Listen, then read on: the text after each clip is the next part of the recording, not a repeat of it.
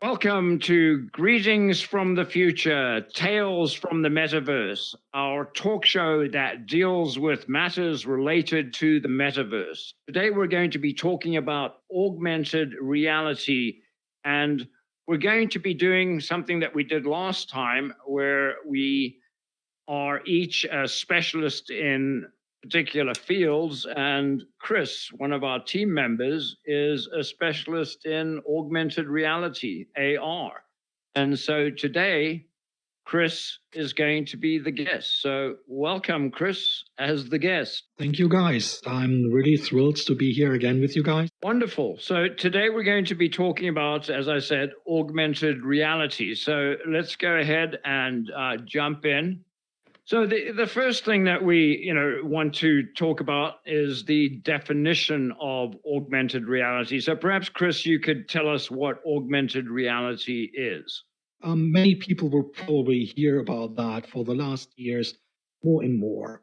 Some people say it's a buzzword. Well, it's describing a technology. And basically, when we talk about augmented reality, we're talking about digital data that is somehow superimposed or added to your view, watching into a room, and then you have a device. We will talk about this later.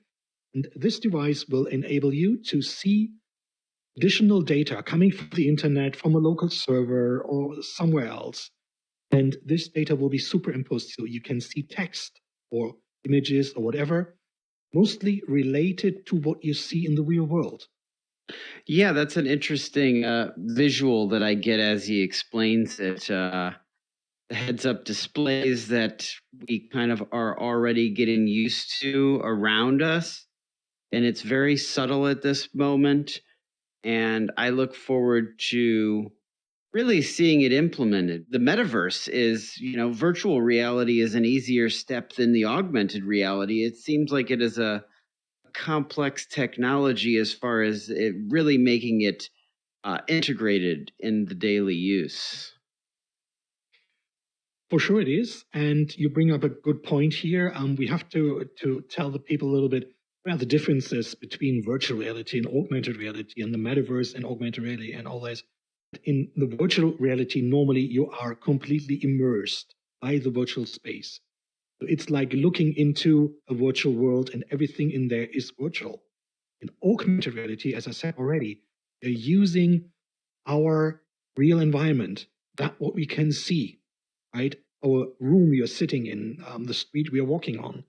And this is our background image in a way. It's what we see.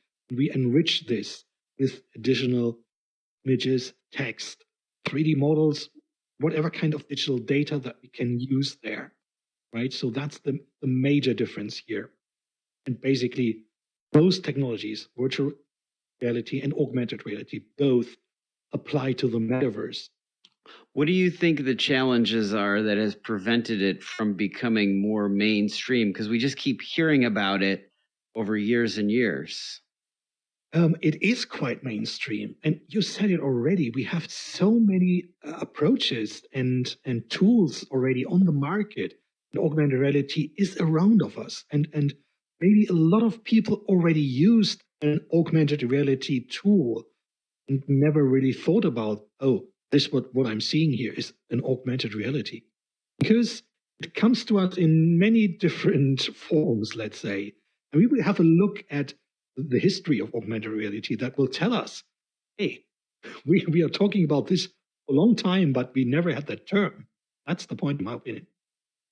The slide behind you that I just put up, details the history. There's a very extended history to augmented reality that most people don't know about. Do you want to talk about the history a little bit, Chris? Well, there are already descriptions 450 years ago from basically reflections of light inside of a room.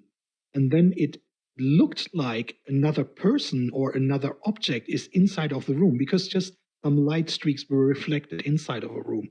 If it's a mirror or just a reflective surface.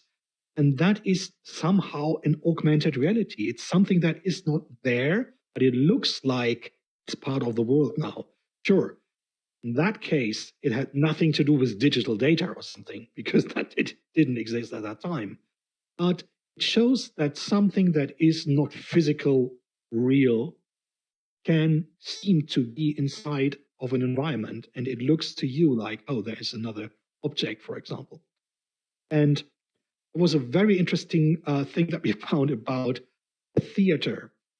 So some very instructive people found the idea to use that in the 1860s, when I remember that correctly.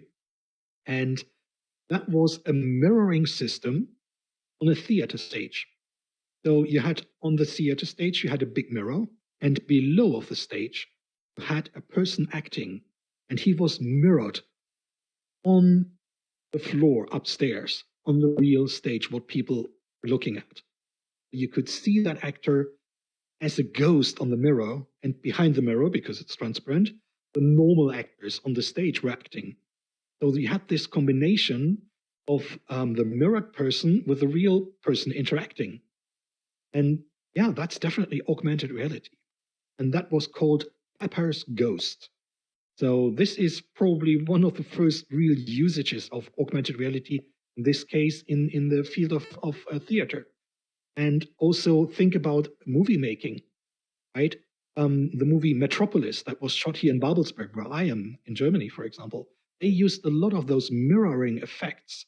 There was a person called Eugen Schifftan, he developed that.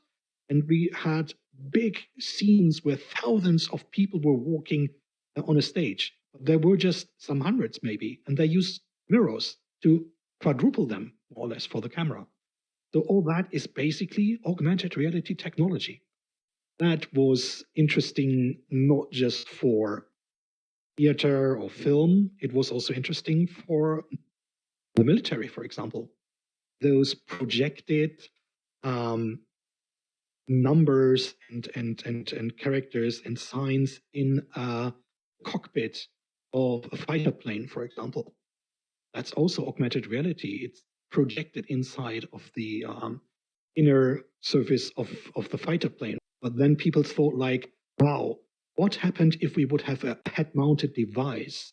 And this head-mounted device, we can see something when we look around in our environment, something that is moving with our eyesight when we turn the head. And also this digital object is turning with it.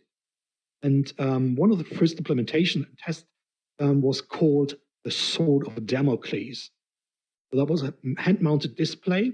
And when you looked around, you could see very basic thing. Basically, it was just the outline of a box. The outline of the box was following your eyesight. When you moved around, you had this real view of your room. And inside of that room, there was this, yeah, like a ghost, this box outline.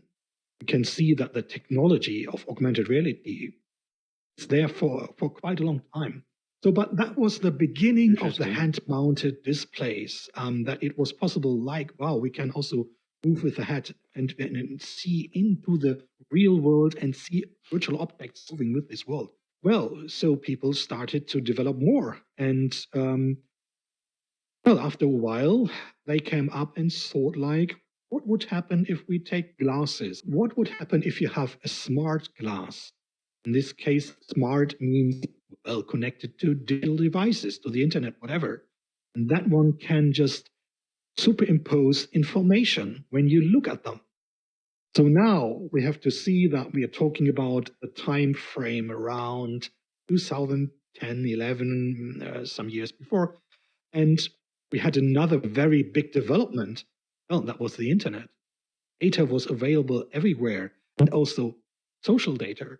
So we had data about all the people. So now Google developed the Google Glass. And it was just handed out to special people that could test it. And the point was you can walk the street, take a look at something, and the Google Glass could probably give you more information about what you're just seeing at the moment. If you take a look at a restaurant, it could provide information like closed today or the menu changed. we have to think about the next point here, like that's private information. So a lot of people were really afraid, like, oh, with those devices, being able to be connected to the internet, getting all that data, what does it mean for our privacy? How should that work in the future? So there was a lot of discussion.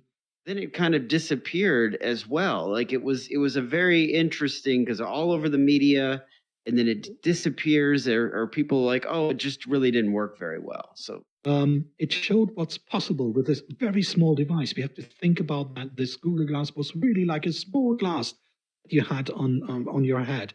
Many of the AR gurus out there are calling AR the extension of the cell phone. That AR will eventually become the cell phone. Going back to Google Glass, however, I think myself included, Google has done a really good job of fooling the public, because I think if one asks most individuals, is Google Glass dead or alive, they'll say dead. But I did some research, and Google Glass is very much alive, but it's gone the way that many of these augmented reality systems have gone. And that is, they are now enterprise products. And so, the price point is high, and, we're just not seeing the consumer level product out there yet. And, in response to your question, Eric, about, why, I think one of the main reasons is the bulkiness of headsets and the fact that they require electricity to work. And so, there's a number of schemes that have been proposed, for example, plugging it into your cell phone or a smartphone. Qualcomm has recently been working with Leninov, I think it is, yes, Leninov, to actually distribute the components that make up the spectacles, if you will, throughout the frame of the device. And so you have even weight distribution. And again, I mean, we're back to the power. We either need to invent better batteries or figure out better power management modes, or of course, figure out how to make a chip that uses very little power. But unfortunately, this is a power-based application. The use cases were probably much more interesting for companies that said, well, it's very much important for our employees. For a normal person, let's say for a private person, well, I think there are a lot of use cases in that case, but it's not that vital, not that interesting. So companies have more interest and they have more money to spend in the beginning, right? It's always a journey in this case. And well, we saw when we just go on in the history, we saw much better head-mounted displays coming up, right? So we had the HoloLens, for example, from Microsoft in that case. We had the HoloLens 1 and later the HoloLens 2. And what is the difference between a Google Glass and the HoloLens, for example? Both are head-mounted. The HoloLens is just bigger in this case. But the HoloLens has a lot of cameras in there. Those cameras will be able to, let's say, scan your environment to get more information about your direct environment you're sitting in, for example. If you are working in a factory and you have a machine part in front of you, the HoloLens could see, oh, you're standing in front of that machine, that particular machine, and now you have to press the button on the left side, right, to give you detailed information what to do with it. So the head-mounted displays were evolving a lot. And being spatial, being aware of your environment, right? That is the next important step here in augmented reality, right? So we had several approaches here. We had several companies, not just Microsoft. We had a company called Magic Leap, and they had their own headset. We had the Meta 1 and Meta 2, and we have a nice image from our colleague Jolly here, who owned one of those. They tried also to put something on the market. And well, as it always is, some companies succeed and they can sell a lot of those things, others not. We have to see that those devices were always quite expensive when we talk about the HoloLens. talking about several thousands of dollars. So this was always targeted for enterprises. But if we just go on in the development and the usage today, especially for normal private people, I guess the most used device is probably the smartphone and the tablet. Because again, we have the possibility to film our environment with our smartphone, with our tablet, so we have a view into the real world and we can augment it. So that development was also quite there for a longer time. So there was a so-called AR toolkit. That was a software toolkit from the end of the 90s. You could use that mostly with laptops because we hadn't got tablets and smartphones in the beginning. And it used it, well, most of the time you were using a printed pattern on a piece of paper. And that pattern was basically recognized by the camera on your laptop, let's say, right? And then 3D model was shown on this piece of paper that you just held in front of the webcam of your laptop. And then you could turn the piece of paper, and the 3D model was rendered and was turning together with a piece of paper. You could have a 360 view of that. Well, the big companies again, they jumped on this, and so we had this Google Tango. We already had the Google Street View, so we are hiding the streets and recording, scanning all the environments so that you can watch them on your PC and you can dive into the city. But now, how to do the same thing more or less for the inside of objects of a train station, let's say, for example? Well, you need a handheld device like a tablet or a smartphone, and that should get something like a little sensor. Sensor, something like a little laser, basically, a very weak one, and it will scan the whole environment and it will make a 3D model of that. And so if you provide that to other people, you can again superimpose little augmented informations. But another project was started, and that was one project from Apple and another one again from Google. And the one is called AR Kit, and that is an implementation of augmented reality software inside of the iOS system. And iOS is basically running on all mobile Apple devices. So on the iPhone and on the iPad, right? So today, all these devices have basically augmented reality technology implemented with ARKit. And Google said, okay, if Apple is doing that, we have to do the same for Android. They called it AR Core. So AR Core is basically also more or less available with all the Android smartphones and tablets that you have. Maybe very old ones won't run AR Core apps, but most will do so.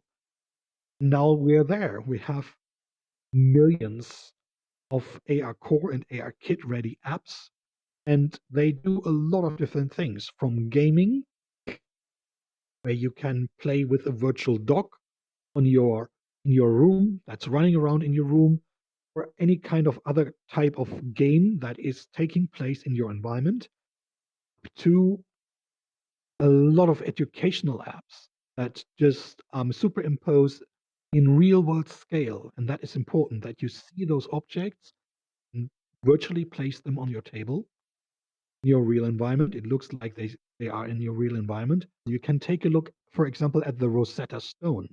I'm using that example quite often with my apps that I'm writing.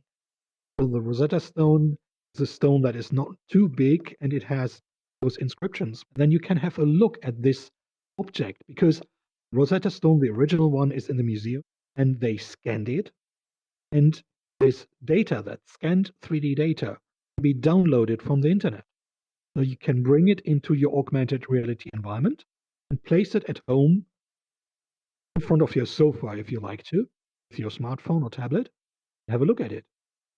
So for educational purposes, this is fantastic because you're not just looking in a book on a 2D image. Here you can look at the whole thing, can see how big it is, and that gives you a complete different impression of that object. Yeah, like when you brought the IKEA app up, and we're talking about, I mean, it's so smart, right? These furniture places to where it's like, hey, how big is your room? It lays out the room, you put in a few specs. Everyone, if you're going to get furniture, you should be measuring how big your room is anyways. Lays it out. Boom. You know, the IKEA, they know how big their thing is. It throws it in there. Whoosh, you see what it looks like. Right. So yeah, I think we will have to get to the next point, and those are the IDEs, those development environments that are on the market, and there are several ones. Um, they are called companies like Blip. Blip AR is an environment where you can create your own augmented reality app. You can place 3D models, and then you have a web browser. Someone is using their smartphone again, the tablet, they can show your 3D models in their environment. There are also other companies like Niantic. Some people might know them from the game Pokemon Go. And they also developed a new programming environment and several others. Also in the broadcast industry, I'm coming from the broadcast industry, and we did a lot of augmented reality for sport games. We were filming the sport field, and we could superimpose a lot of information.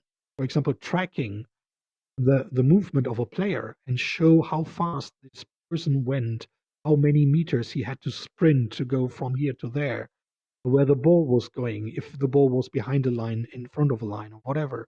So we did a lot of these augmented graphics for sport events for a long time. And that also started the beginning of the 2000s. It was very expensive at that time. You needed a very special tracking system for the TV cameras and stuff like that. But this is also a part of augmented reality history. Yeah, I love the references of like letting people realize that augmented reality is all around you and is implemented in your everyday. Sometimes it's just very subtle, like people in their car that are driving and Right. they don't realize that that mile per hour that's put on their dashboard, that's augmented reality. Yeah. All these projection methods, projecting something on your windscreen information, all that basically is augmented reality. Yes, 100%.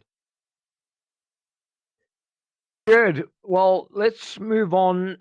We're almost out of time to talk about what you think is coming down the future. And, as I said, CES is around the corner, so I expect to see some developments there. What will we see? I think this whole combination of all the technologies that are now getting more and more interesting and bigger. Imagine um, high quality, high density um, glasses, or let's say little monitors in front of your eye with high resolution, more detailed graphics, for example, like on a smart glass, combined with higher bandwidth like 5G, so you can get more information. So when you just walk the street, for example, constantly into your smart glass, plus the usage of artificial intelligence. So, something is working the central processing unit of your smart glass and trying to, well, decipher your environment and trying to just find out what can we see here, the additional information to what we see here. If you're going to a museum, if you're going just around the road, whatever. So all the combination of these technologies that are getting better and better and faster today, that will result in much more powerful augmented reality technologies. There are lots of possibilities in the future. I'm very sure about that.